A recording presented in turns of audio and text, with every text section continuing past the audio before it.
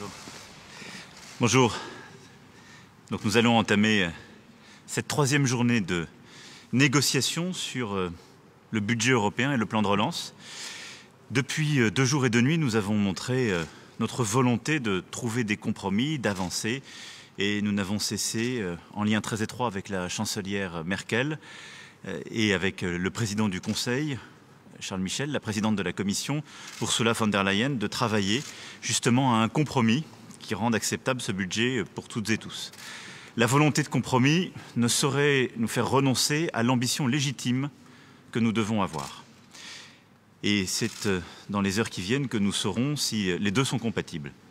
Il y a aujourd'hui plusieurs sujets qui sont encore devant nous à finaliser.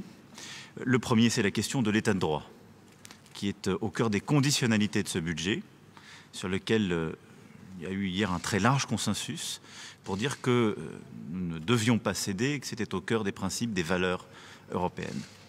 Il y a un deuxième sujet qui est celui du fonds de relance et de sa gouvernance, où on le sait, des demandes ont fait jour pour avoir plus de contrôle, plus d'intergouvernemental et ce principe d'unanimité. Des propositions ont été faites et il faut finaliser la discussion.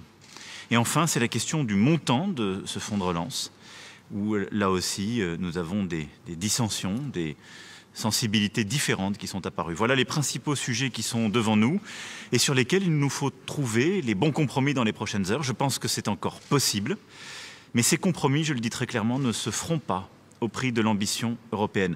Pas pour le principe, mais parce que nous sommes face à une crise qui est inédite sur le plan sanitaire, économique et social, parce que nos pays en ont besoin et l'unité de l'Europe en a besoin.